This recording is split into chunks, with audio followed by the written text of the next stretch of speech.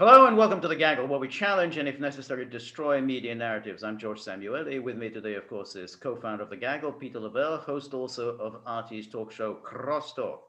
Well, the other day, there was another peculiar incident involving President Biden. He had a telephone call with Prime Minister Boris Johnson of the UK, and following that call, President Biden told the reporters that he had discussed with Boris Johnson the creation of a rival to China's Belt and Road Initiative. This is all part of the Biden administration's attempt to compete with China. So apparently the United States and United Kingdom, or whoever wants to join, will be investing massively throughout the world on building infrastructure, ports, roads, railways, any number of facilities. He didn't spell out where all this money was going to come from, and particularly as the United States has its own problems about lack of infrastructure. So there are a number of peculiarities about Biden's characterization of this phone call. In the first place, the UK readout of the call made no mention of this Western rival to the Belt and Road Initiative. The other aspect of it was that he was asked by reporters, reasonably, as to what was his opinion as to the origin of the COVID virus. And he immediately said, "Oh, I don't know. Who knows? I'm no scientist. I'll just wait for the whatever the scientist will tell me." And that actually it raises a very interesting question. I mean, here we have Blinken going off to NATO last week, going on and on about China in general, about all the terrible things China does, Hong Kong, the Xinjiang genocide against the Uyghurs, Tibet, Taiwan, whatnot. And yet the one thing that really the world wants to know, which is the origin of this virus. Where did it come from? This seems to be a very virulent virus and not at all like any other virus. And yet there's no curiosity about this, no attempt to confront China over this. The other day, a former head of the CDC said that he thought that the origin of the virus was this Wuhan virology lab, where we know they have been conducting experiments on coronaviruses. We know this. We also know that there have been problems and issues raised in the past, that there was inadequate security and safety in this lab. And yet, how does the New York Times respond to this story? No evidence. He's just making all sorts of assertions. No, there's no, it hasn't been substantiated that it had anything to do with the lab. Now imagine if people were getting sick around the world through some radiation. Suddenly a great deal of radiation has been detected and people were falling sick all over the world. Would we not want to know what's the origin of this sudden radiation? Chernobyl was, remember exactly, Chernobyl? Exactly, and we would remember Chernobyl? Absolutely, and we would confront whatever country was behind this, and we want a full, unrestricted investigation of what happened and how did this come about that so many people are now suddenly falling sick. And yet, NATO seems to have all sorts of ideas and agendas, values, democracy, fighting for human rights here and there. But the one thing that the people want to know about, where did this virus come from, NATO doesn't seem very interested in finding out. Peter, what's your take? Well, okay, we'll start with the coronavirus. A lot to get through there. First, yes. Well, okay, let's start with that. I think we should know, because we have to see. We forgot as societies what pandemics are. They're actually quite common in history. Okay, just not in the last 100 years. Right. So we have to find out, just for the reason to be prepared for the next one, because there will be a next one. That's the way it is here. Right. And that is the primary reason I want to know. Other people want to learn for punitive reasons. Okay, that's a separate issue, and maybe that's something that should be discussed. But I think that we should have a complete and open, transparent account how it happened, because we want to avoid the next one here. I don't, kind of going backwards, from what you had to say. I really am bewildered by this policy towards China. I mean, I mean, the origins of the coronavirus would seem to be the most amazing cudgel they have. Absolutely. Absolutely. But they don't want to go there. Right. Okay. I don't understand that. Like I said, I'm not interested for punitive reasons. I'm more interested in just global health security. As far as the Belt and Road Initiative, when I sent you that article from antiwar.com, I was just chuckling. I was just laughing. I mean, we have decrepit airports, decrepit roads, decrepit bridges, right, all through the United States. Airports are an embarrassment. Right. And I know, we're going to do infrastructure for Afghanistan. Yay! Okay, that's why we're staying in Afghanistan infrastructure. Right. We've moved on from liberating the women. We're going to build the infrastructure. That's right. I mean, this is just ridiculous here. I mean, I don't know who put that bee in his bonnet. I think I do know, actually. We were getting reports that Biden met with some historians during the weekend. And I guess, I mean, the story from what I can ascertain is that he's looking for how to create his legacy, go Big Joe, okay? Right. So FDR, LBJ all rolled into one, okay? Yes. I don't know where that comes from. I mean, it's early days in the administration. They're back-footed on almost everything as far as I can see. If they're not trying to grab power, they're trying to implement really bad policies. So, what the juxtaposition is, George? I mean, what does the United States have all around the world? Military bases. Right. So everyone, let's make a little juxtaposition here. So one great power, which may have the largest economy in the world as we speak, and it probably does, is building infrastructure all across the Eurasian landmass.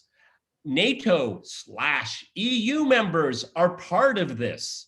Mm-hmm. Why? It is to increase commerce. And this Belt and Road, what it does is it has a knock-on effect, a ripple effect where it goes. So all through Central Asia, which is the riches of Central Asia are amazing, okay? And if you can get on that Belt and Road, you're gonna prosper.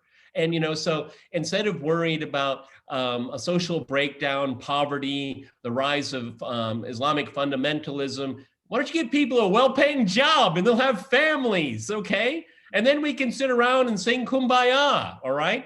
And now Joe Biden, whatever he's thinking in the basement, let's do the same thing. I'm sorry. I mean, the horse is out of the barn. It's already being done. We don't need a duplication of it. Why don't you join? No, that's right. Yeah. No, of course, one can imagine all the various concrete barons in the United States, all the construction giants like Bechtel, salivating at the prospect of getting large dollops of US government money and subsidies in order to build completely pointless roads and harbors, where there are already roads and harbors built by the Chinese. But of course, there's the other aspect of it, which is the one thing that the Chinese have been very good at is that they provide this, investment, and there are no strings attached. The Chinese don't come and say, well, we're not happy with the way you treat women. We're not really happy about your human rights situation. I don't think you have full democracy in your country. We don't like the way you imprison this political prisoner. Your policy on gay marriage, that leaves a lot to be desired. The Chinese don't do this. So the problem is the United States, attaches all these strings to any investment or aid or whatever that comes with it, and nobody's taking it. There are no takers for it. So therefore, China's Belt and Road initiatives would be far more attractive than anything that the United States government would offer. One of the interesting things is that we've been watching for so long now, China buying American debt, okay? And so what do they do with that debt? They turn it into physical property. They make ports and roads and railroads, right, engines to run on those railroads. See, what they're doing is that instead of holding paper, which essentially is what it is and the way it's being printed, why hold on to it? Why don't you turn it into something that is real? Right. And it is very real. I mean, and you're absolutely right. There is a string attached, though, just one. Pay your bills. And if you don't pay your bills, well, then we have a procedure. Right. I mean, No, that's a very good point. Yeah, we're going to build this your bills. port, Yeah. and if you don't pay for it, as we agreed to, then we're going to take over the port. Okay, it's going to go into foreclosure. Okay. Right. This is, people call this debt prison and stuff like that. Well, what do you think the IMF does? Okay. And the IMF, again, those are brutal strings attached. I mean, we know about those IMF restructuring programs when they close down entire industries, devalue a currency, and privatize everything, gobbled up by all the international corporate giants. So we know the misery that these IMF restructuring programs have caused in the past. So yeah, I mean, this is, the Chinese are not doing that. But it is again very strange how this competition with China is taking this particular form. I mean, here is going back to what we're talking about, which is how is it that the rest of the world is allowing China to obfuscate in this way? I mean, this has been going on for now well over a year. And then the Chinese are obfuscating. They're not being open about it. They're not allowing proper investigation of this lab. Any attempt to investigate is immediately controlled by the Chinese government. It has to be always, the Chinese must be, any report that's published must be approved by the Chinese government. All of these things that the Chinese are imposing, yet that just seems to be just, passes by, no comment in the US government, no comment from the New York Times. And why are you worrying about the Uyghurs? Now, how is the Uyghurs in any way an interest of the United States or any other country? I'm really at a loss. I mean, when they focus on all those issues, when universally everyone would agree the pandemic has impacted virtually every country on the planet. Huge, devastating. Okay? And they just don't want to go down that path. They'll go down any other path. Right. Any of them. Okay. I mean, when we want to talk about Tibet, are you really serious? When China had a one-child policy, the Tibetans were exempt. There were NGOs around the world that wanted to invest in Tibet. And there would be sanctions against them doing that. The Chinese said, you want to help build, these monasteries again, these roads. I mean, it's a pretty high up place, it needs help. And there were Western partners, no, you'll be sanctioned for doing that. Okay, I mean, and on top of it, everybody, Tibet is part of China. I don't know why this Western mythology, you separate Tibet, you separate Hong Kong, Taiwan, they're part of China. Right. No. There's no quibbling about that. Okay, that is the ultimate red line. Remember, the Chinese, if you like them or you don't like them, you like their regime, you don't like the regime, it's neither here nor there. They believe in sovereignty. And going back to their global infrastructure project, that allows countries to preserve their sovereignty. It's a sovereigntization process. Right. When Western companies, Western governments are always telling you to give up your sovereignty, the Chinese say, no, you can have your cake and eat it too. Right. No, exactly right. So therefore, those who criticize this and say, but one day the Chinese will start interfering in these countries' internal affairs. In other words, the way the West does. You just watch it. You just watch. This is what the Chinese will do. Well, maybe they will one day, but they're not doing it now. The point is what's happening now. And here the West is flagrantly interfering with the internal affairs of other countries and is continually imposing sanctions. I mean, there are hardly any countries in the world that the United States and the European Union are not imposing sanctions on. For whatever reason. There's about 100 different reasons why they inflict sanctions. And what's very amusing is how the US government, and for instance, again, Blinken's speech last week at NATO, he started talking about this economic coercion that China is exerting. Oh, you mean like the economic coercion you exert regularly with the use of sanctions? So nothing that China does compares to what the United States and the European Union do on a regular basis, using their economic power to coerce smaller, weaker countries. Well, I wish if someone knows watching this, please put in the comments where the economic coercion comes from China. Where is that? As a matter of fact, I don't know. I kind of look at it the other way around. They're saying we have an ocean of money and we want to spend it, and we want to spend it with you, and you're going to win it, and we're going to win. I mean, that's how I look at it. I mean, there's no, like you said, we don't like you don't have a pluralistic enough political environment. We want you to change that. It's like, no, well, they don't care. They don't care. I mean, the thing is that we always talk about the Cold War was an ideological conflict. That's what works, okay? But we're in another one, but it's only ideological from one side, okay? Right. It's forcing Western, so-called Western values on other countries. Right. Okay, let's be hypothetical here. If China is investing a lot of money in a country, and then all of a sudden that same country turns around and joins a military alliance to quote unquote contain China, well, China will say, well, we don't want to do business with you anymore. Just pack up and leave. No, okay. That's exactly right, and that's why I think when they talk about Chinese economic coercion, they usually refer to China retaliating against sanctions against China. Well, it's true. China now no longer tolerates sanctions. You sanction China, China goes right back and sanctions the EU. And now they're doing it on a regular basis. So the moment EU announced the sanctions over the Uyghurs, boom, China announces sanctions against the EU. And I think they're feeling a little indignant over this. Hey, you're not supposed to do this. Only we use sanctions. So I think that's what they mean by economic coercion. Well, particularly when it comes to the EU, or as we say, EU, NATO.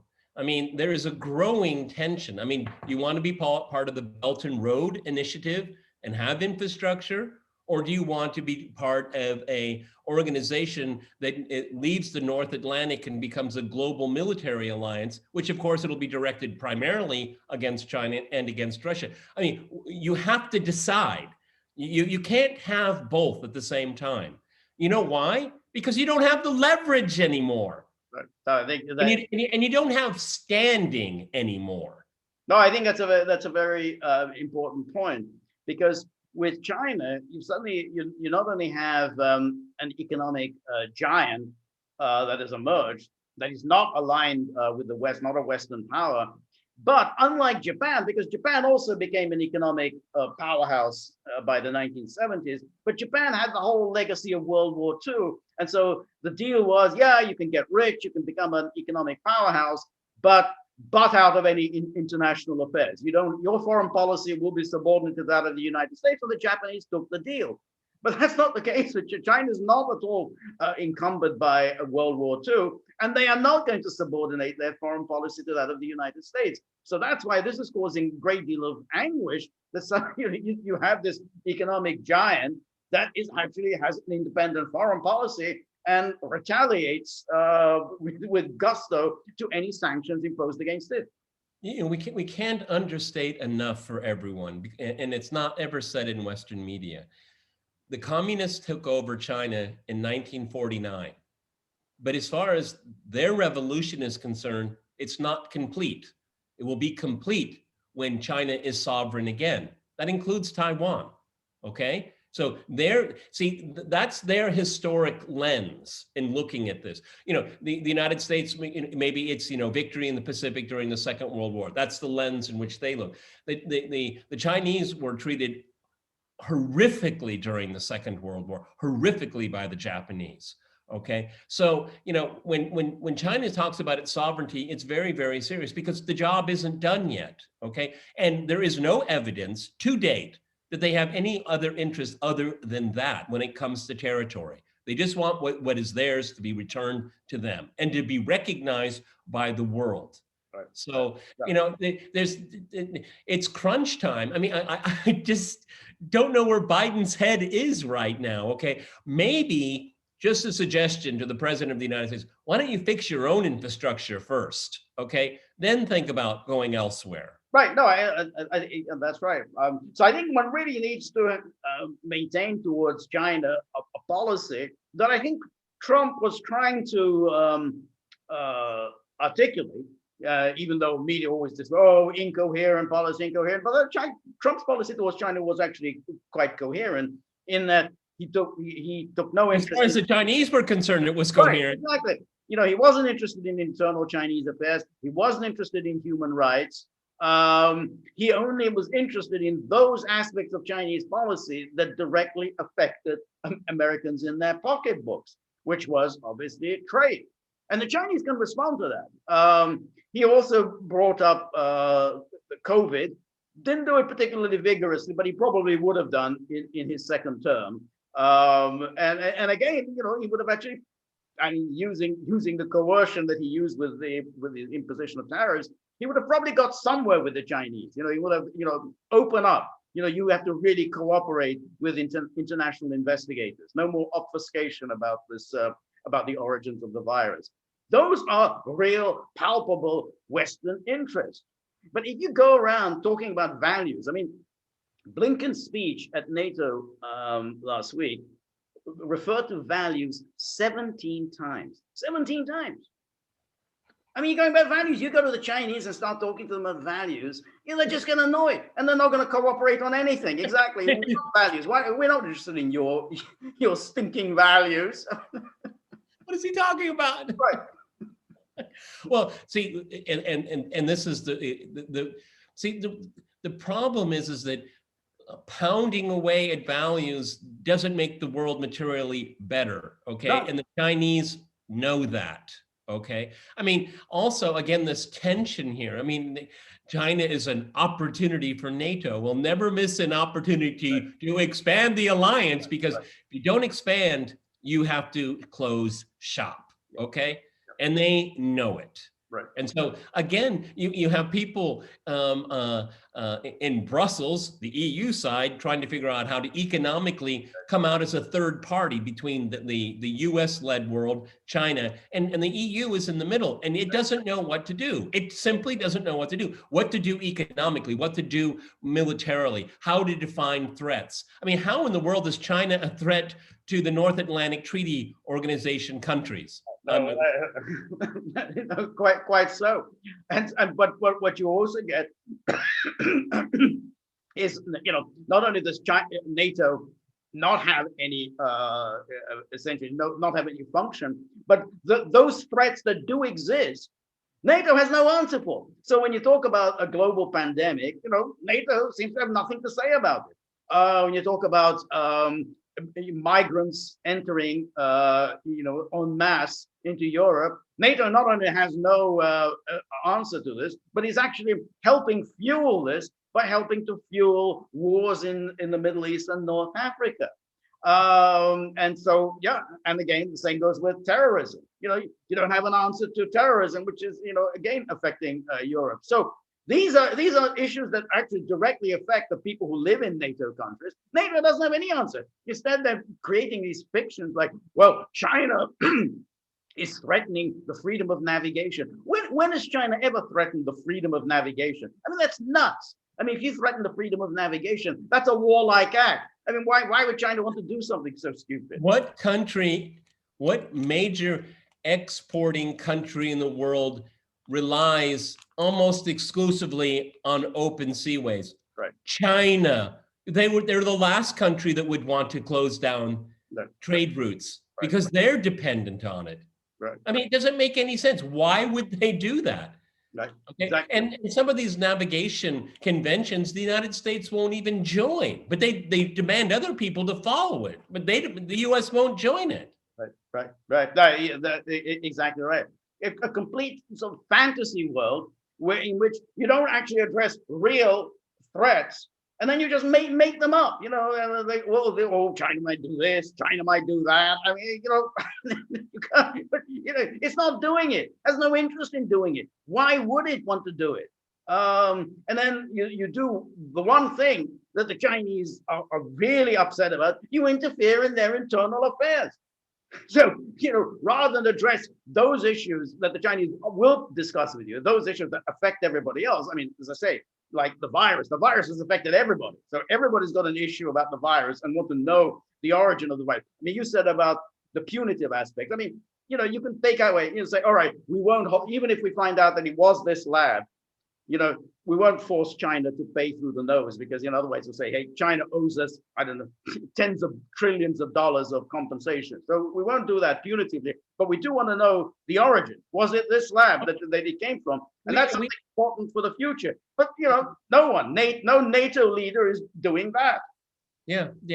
Which tells you that there's some other kind of agenda. The fact of the matter is they need China as a threat. Okay, they need it. Okay, it's a threat to inflation. It justifies institutions like NATO. I mean, Blinken going to NATO and talking about China. Really. No, and of course, the 5,000 or so bureaucrats at NATO said, sure, let's take on another theater, okay, of operations. Exactly. Okay? Salivating, and then he starts talking about the Quad. So he's talking about this Quad, which comprises United States, India, Japan, and Australia. Now, the idea for using the Quad as some kind of an adjunct to NATO. How do you think the Chinese are going to respond? The idea that the United States, India, and Japan are going to forge some sort of an alliance directed at China. Now, of course, it's not going to happen. But nonetheless, I mean, you talk about these things, I mean, which is calculated to cause anxiety and militarization and threat precisely when you're trying to stop this. So you're telling me that if there's a border war with India, China and India, Japan is going to be interested in a military strike against Beijing. Really? Right. You really believe that? If you believe that, I still have some condos on Mars for sale. That's right. It's ridiculous. Okay, this is talking platitudes about unreality. And you said it earlier in the podcast. Currency manipulation, tariffs. Why don't we have de-escalation agreements on the high seas where we don't knock into each other? Okay, I mean, simple, practical things like that, which could create confidence too. But no, they want to go down this other path that is just completely. I mean, China should start saying, Flint, Michigan, we have a problem with the water there. What are you doing about the water in Flint, Michigan? Well, that's maybe we should sanction the government officials in Flint until maybe that should be a benchmark for our relationship. I'm obviously being facetious, but that's certainly how the Chinese look at it. No, I think that's right, and I think that they could exactly address the issue of all of these people being arrested and held without bail, who haven't been convicted of anything for protesting. Because most of these people, they didn't commit any violence. No evidence even that they all broke in. Many people just entered the Capitol building because it was open on January the 6th. Yet they're being held without bail. And the Chinese want to say, hey, these are your political opponents, and you're basically imprisoning your political hundreds, and they're boasting. I mean, this is the American government is boasting that we've got hundreds of people that we are charging with the events of January the 6th. So Chinese should indeed raise that. You are imprisoning hundreds of people for no other reason than your political opponents. None of them committed any acts of violence. They are your political opponents, and you are imprisoning them. That's Chinese could easily say that. There was a case of, I think it was a DEA officer. Yes. He was there. Right. As far as I know, he didn't go into the Capitol, and he was around near the Capitol, and some of the demonstrators started getting rude and unruly and insulting the police. He videotaped it, and he was basically saying, the police are okay, no problem here. So I'm sorry for my buddy here, paraphrasing, of course, here. Then he had it filmed, he gave it to his superiors, he got fired. That's right. Exactly. Yeah. No, that's exactly. And if you're going to go down this path, there are plenty of issues that other countries will raise, and indeed they will raise them, because it's clear that neither the Chinese nor the Russians are prepared to put up with any more of these lectures from the West. I mean, that train has left the station, and you may call it economic coercion, authoritarianism triumphing over democracy and so on. Basically, they're not listening to lectures from the West anymore. Well, I can tell you a lot of people in Europe and the United States, huge question marks over democracy, okay? Huge questions. And there are tens of millions of people in the United States still have a problem with the November election. So don't tell me about democracy and autocracy, okay? The professional managerial class has screwed up so badly for more than a half a century. They have no answers to the problems that are facing us. And then they fall back on this ridiculous, vacuous rhetoric that doesn't solve any problems whatsoever. No. In fact, it makes things worse. Okay. No, I absolutely agree. And again, it's going back to like the NATO foreign ministers meeting last week and Blinken's bizarre set of cliches. Again, you have nothing to say to the world, nothing to say to the actual, real, concrete problems that they had. And you're talking about values. I mean, people are not interested in that. And at one point, he said something like, well, it's not a question of what NATO is against. It's a question of, the things that NATO is for. And then he went through his usual litany of values, democracy, freedom, blah, blah, rule-based order. But the whole point of a military alliance is it's against something. I mean, it has to justify itself for something, security. So it's not supposed to be for something. It's not supposed to be for values. I mean, either you're providing security or you're not. Of course, NATO is not. So that's why you kind of invent these things like values, rules-based order. Biden said during his depressor, as I call it, he said that future generations or your children or grandchildren will write doctoral dissertations on how America turned the corner against China. I'm paraphrasing, of course, here. And it just goes back to my usual mantra here is that, so this is going, America is going to get on top, remain on top ad infinitum because somebody wrote a PhD thesis. I mean, why don't you say STEM people, okay, and architects and engineers, okay? No, you want them to repeat the uselessness of the professional managerial class to be accredited, credentialed, because you wrote something that nobody cares about and is irrelevant about the future of the country. Yes. He said it, and this is because this is what they believe. Right. If you get accredited and you're credentialed, you're a superior moral being, and you have the right to go globe-trotting all over the world saying what's good for humanity. Right. Really, like don't have a clue. Dr. Jill Biden with her stethoscope hanging down her neck. All right, Peter. It's all fiction. It's all fiction. All right. So we will, of course, maintain our laser-like focus on NATO, China, Biden, and foreign policy and lack of. Remember, we are now on Rumble. Please look us up on Rumble. And if you like the gaggle, please like, share, and subscribe. See you soon. Bye.